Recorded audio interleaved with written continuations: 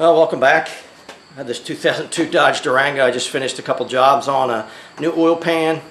Driver's side front differential seal is leaking. There was a CV axle put in this on the driver's side as well. I didn't do that. It was done about a month ago by someone else. So you'll see other videos about them. Right now it's got an air conditioning problem.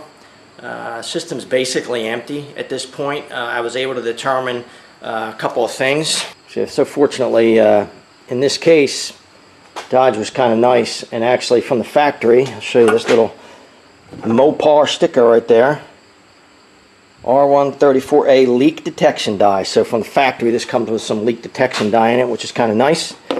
So I was able to use my UV light and figure out where it was leaking. The main leak is off this high side port right here, this valve.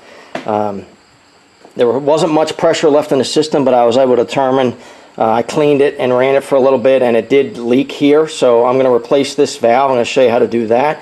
But in addition, this line right here into the condenser, this top line, right on that seam, right, that seam sticks out just a little bit. I could see it was leaking a little bit there as well. So while we have this system open, we're not only going to replace that port, that high side port which was leaking, but we're also going to replace this O-ring inside of here, so it doesn't leak as well. So I'm going to show you that, and we'll go through recharging the system and getting it back to where it should be.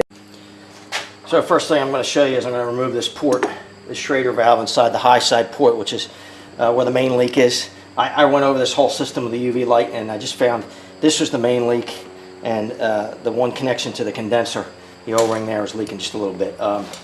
You can't do this if there's refrigerant in the system. This was basically empty. So I didn't have to get it evacuated. Otherwise, you have to have a recovery machine or take it to someone who does and let them get the refrigerant out of the system before you open it up. It's not legal to vent it into the atmosphere. So this was basically empty before I did that. So we're just going to remove this valve, hopefully without any problem. Feels like a turn. Yep.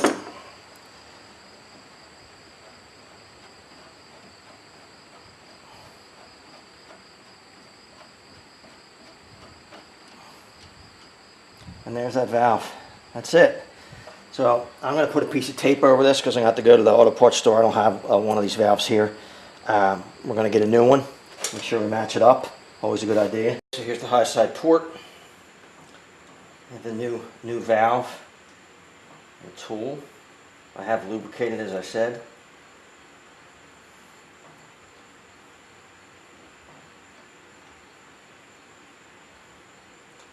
This particular car, it's a 10mm fitting Schrader valve.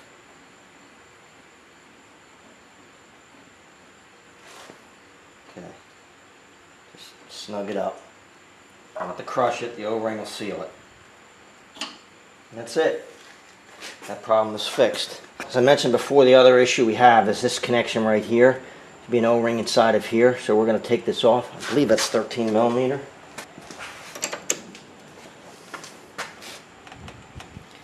Okay, these don't have to be cranked up real tight. The O-rings will seal it. So you don't want to put a lot of pressure, usually around 30, 35 foot-pounds for these fittings like this.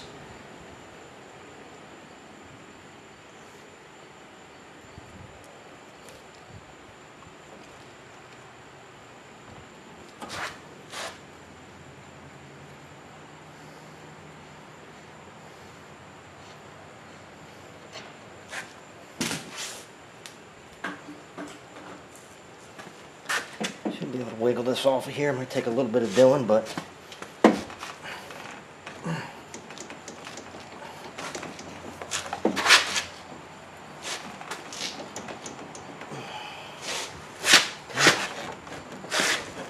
does not want to let go. It's loose.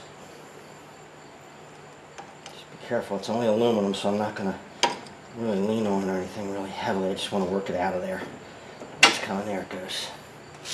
I'll show you a close-up of that. You can see the green O-ring in there, and it looks pretty bad. It's not looking. The O-ring looks not real great, and around it looks like it's been leaking past it for a while. So we're just going to take a pick. We're going to pull that off of there, and I'm going to get a replacement O-ring. We'll put that back on. Get a pick in there. Kind of get underneath, peel it out. There it is, right there. Not a really good looking seal. That's probably why it was leaking. So we're just going to clean that off real quick with a rag, a little bit of brake clean.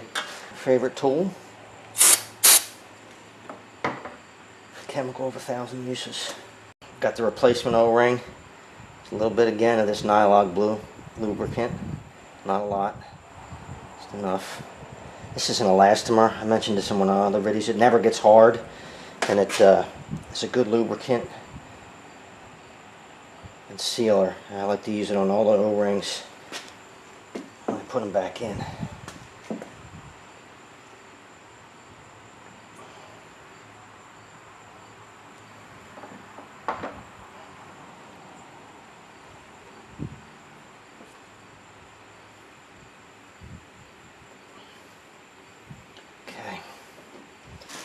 Got the O-ring back on there now, right there. I'm just going to slide this in place to be able to seat that. I really don't like how that fits. I'll check the size of the O-ring against the other one again.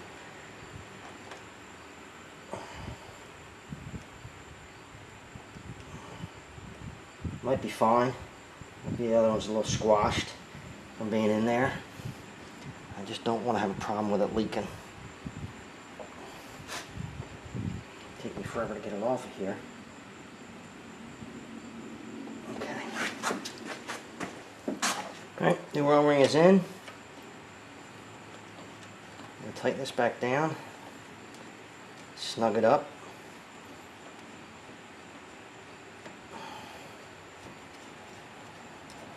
Make sure it doesn't leak.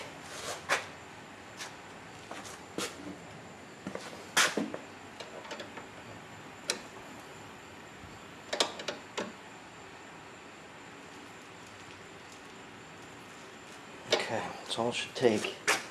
Okay, I have my gauges set up now. I'm going to hook up the low side port.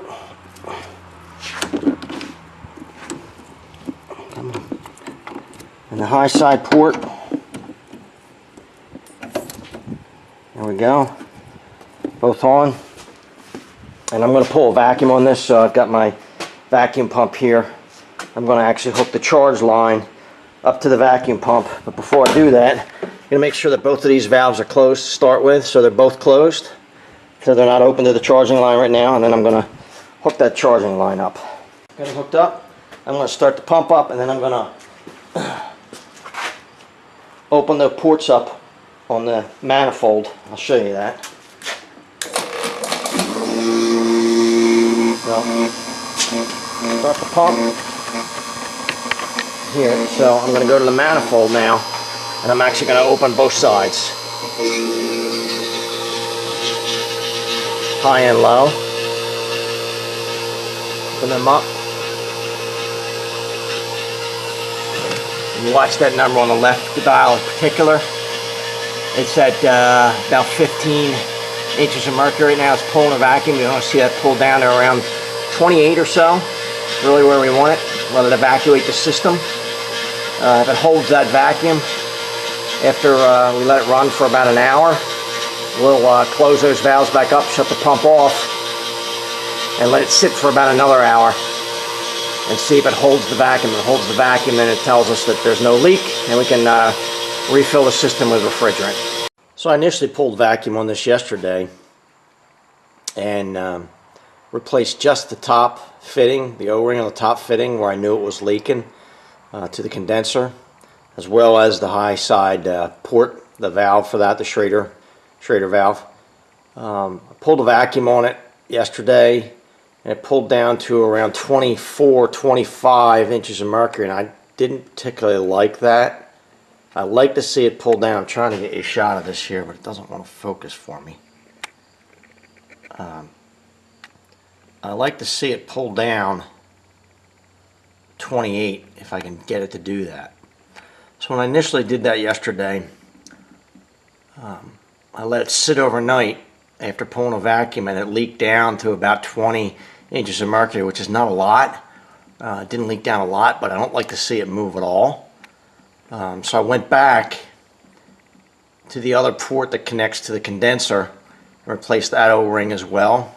It didn't look like it was leaking, and when I pulled it apart, it didn't look like there was any leaking refrigerant that got past it, as I could see on the other port.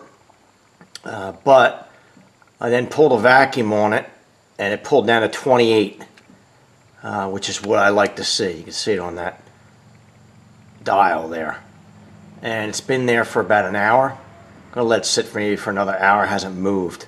So even though couldn't see any dye out of that one connection to the condenser, and didn't look bad when I took it apart, I believe that seal, that O-ring seal, was probably a little dried up, a little hard. And this truck's got almost 190,000 miles on it. It's 14 years old. I'm guessing it's the original O-ring that was in it for that connection. And it looks really good right now, and that's exactly what I like to see. Just down there on the left side, trying to get this to focus. It does not want to focus. Right there. Right about 28. You can see it. And it's staying there, so that's good. So I'm going to let it sit another hour. If it stays there, and then I'm going to recharge the system. This is a dual system. Has a front and rear. Takes, well, what's it take? It says right there. Maybe it'll focus on that. R134, dual unit, 2.44 pounds. So we're going to put 2.44 pounds in it.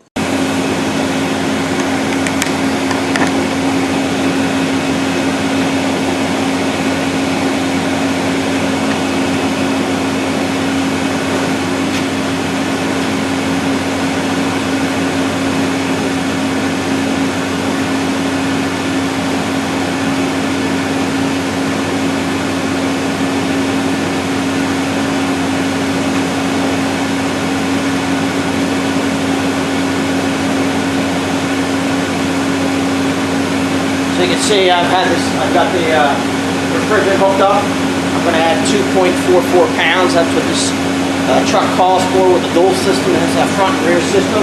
It's running in the low side, always charged through the low side. It's running in right now. Compressor is on. Air conditioning's on max inside.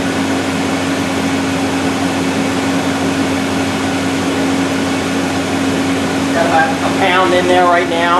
It's about halfway there.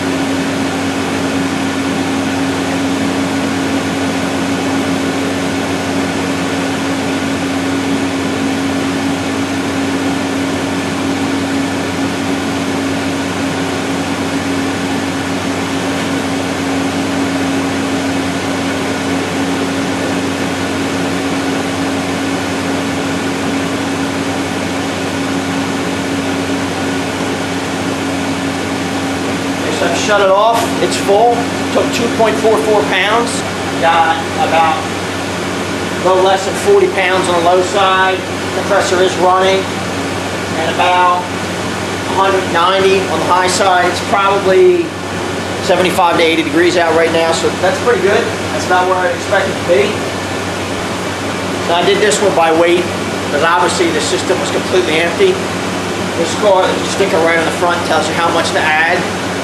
Usually there is on the air conditioning system. There'll be somewhere it tells you exactly how many pounds or kilograms to add. Wanted 2.44 as I mentioned before, because this is a dual system.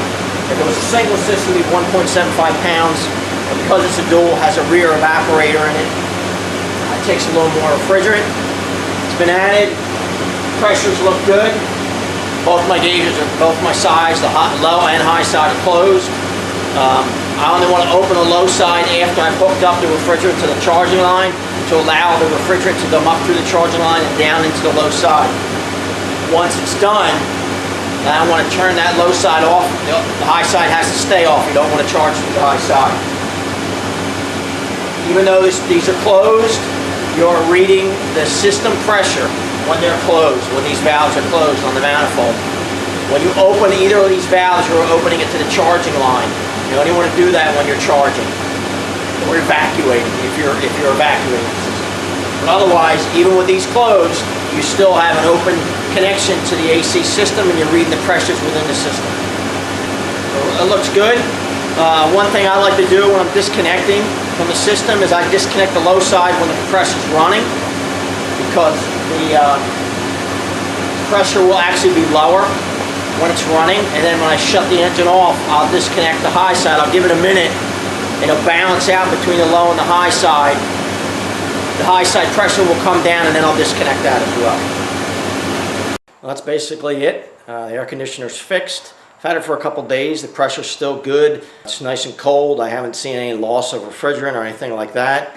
It's not that complicated. You have to have the right tools to do air conditioning. Obviously, you have to have a set of gauges. At a minimum, you need a set of gauges. You need refrigerant and some other tools. I like to use a UV light. If you can get dye into the system, you can get dye in small cans, or in this case, for this Dodge Durango, from the factory, they put dye in it, so it makes it easier. I also have a sniffer, which I can use. Sometimes you can't see it. If it's in the evaporator or something like that where you can't see, you can sniff that, and sometimes that sniffer will pick up a leak that you just can't see. I hope you enjoyed it. If you like the videos, subscribe below. Thanks for watching.